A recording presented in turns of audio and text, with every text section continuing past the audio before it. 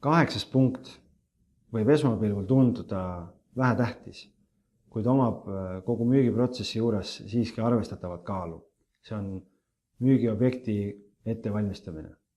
Kui sa lõpuks oled jõudnud nii kaugele, et sa saad potentsiaalse ostjaga kohtumise paika, siis on oluline teha kõik selleks, et tema kohale tulles see kogemus ja emotsioon, mille ta saab, on positiivne. Kui sul näiteks köögikraan tilgub või mõni uks ei sulgu korralikult, siis nüüd on see aeg ja koht, kus need puudused tuleks kõrvaldada.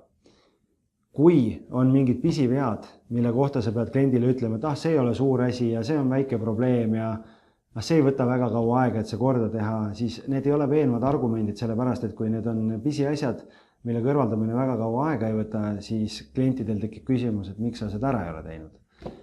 Teistpidi jälle, kui sa ei ole värskelt oma korteris remonti teinud, võib-olla piisab sellest, et esik üle värvida või mõnes toas tapeet välja vahetada.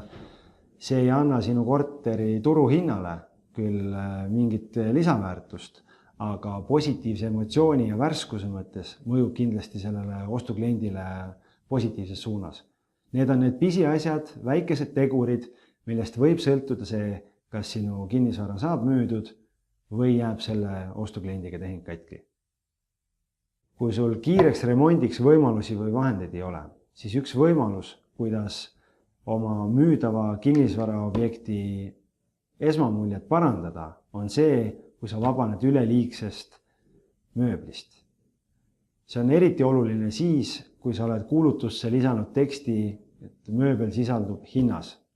Ostjal ei ole mitte mingit kasu mööblist, mille ta peab kohe pärast ostmist ära viskama ja selle asemel uue ostma. See ei ole mitte lisaväärtus, vaid pigem takistus.